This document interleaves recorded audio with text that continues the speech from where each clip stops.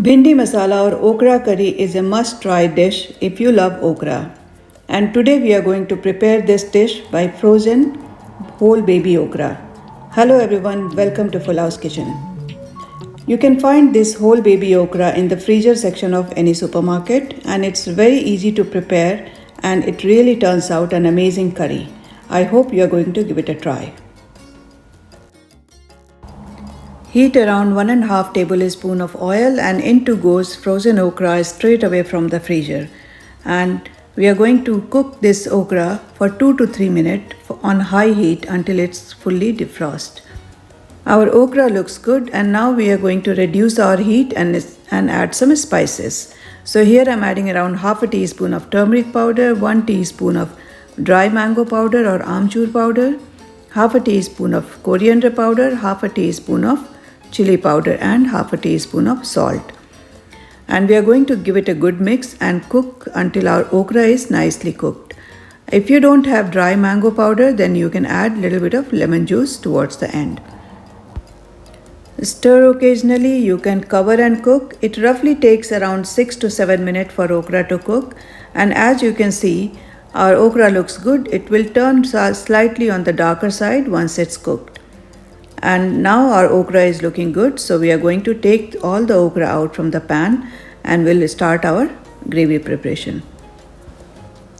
You can also enjoy this okra as it is, it's really tasty. And to prepare our gravy, here I am adding in the same pan around 1.5 tablespoon of oil. Into goes 1 teaspoon of panch foran, 1 teaspoon of kasuri methi, around 1.5 tablespoon of ginger, garlic and green chili mixed. If you don't have panch foran, you can add cumin seed or mustard seed or combination of both. We are only going to cook ginger garlic for around 30 seconds, and then we are going to add 1 big size of onion finely chopped or 2 medium size of onion. Add some salt, which will help our onion to cook fast, and we are going to cook our onion on medium-low flame until it's nice and golden brown. As you can see, our onion looks good. So now we are going to add our tomatoes. Here I am adding 2 medium size of tomato roughly chopped. We are going to cover and cook the tomatoes until tomatoes are nice and soft. Our tomato is looking good, nice and soft, so we are ready to add our spices. So here I am adding around half a teaspoon of turmeric powder and around 1.5 teaspoon of coriander powder, which is coriander, cumin and black pepper mix. If you have tomato puree, then please do add around 1 tablespoon of tomato puree and some water. And now we are going to stir fry our masala on low-medium heat for around 5 to 6 minutes nicely until the oil separates. While frying the masala, if you ever feel that your masala is getting dry, then you can add some water.